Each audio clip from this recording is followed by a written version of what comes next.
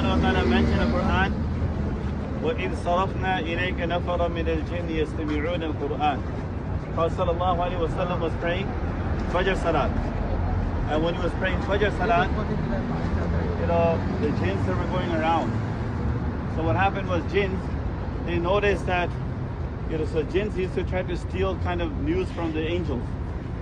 But then when the revelation came down, then the shooting stars used to shoot them away. But they were not able to get any kind of information. They're like, something has happened, something big has happened. So the jinns went all over. So one group of jinns, they came to this area here, and they heard Prophet ﷺ reciting Quran, Fajr Namaz. So they heard, and immediately they accepted Islam. And then, Ya qawmana ajibu da'i Allah wa aminu bihi ghafir. They told their people to accept Islam. So that is exactly what they say here, that so the jinn listen to the indeed. They say another incident also.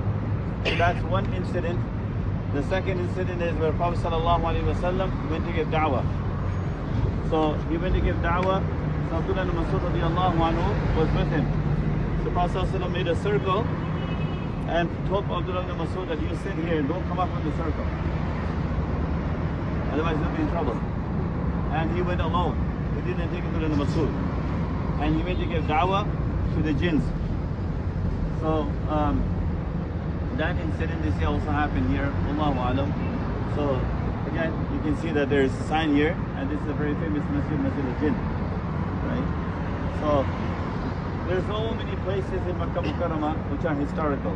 Right? This is where the Sahaba radiallahu ajma'in, they shed their blood. Khattab radiallahu anhu, Khubayb radiallahu anhu, Bilal radiallahu anhu, Ammar radiallahu anhu. All these Sahabas, they went through a lot of difficulty. They were dragged on the street. They used to bleed and barely eat anything. They were shackled up and whatnot. So today we are enjoying this beautiful city here, but this is on the blood of the Sahaba radiallahu anhu. So, we make dua for the Sahaba that Allah Ta'ala give them a highest maqam, and we also make dua that just the way the Sahabas made sacrifice, Allah Ta'ala allow us to make those sacrifice. And when you go back to Canada, Sahabas had to do a lot to maintain their iman. So when you go back to Canada, it's easy to lose iman. So we have to make the same sacrifice that the Sahabas made to save our iman. Otherwise, you'll get dunya, you'll get money, you'll get car, you get everything. But it's easy to lose iman in our country. So that's the main lesson we need to take back. That the way Sahabas, many Sahabas,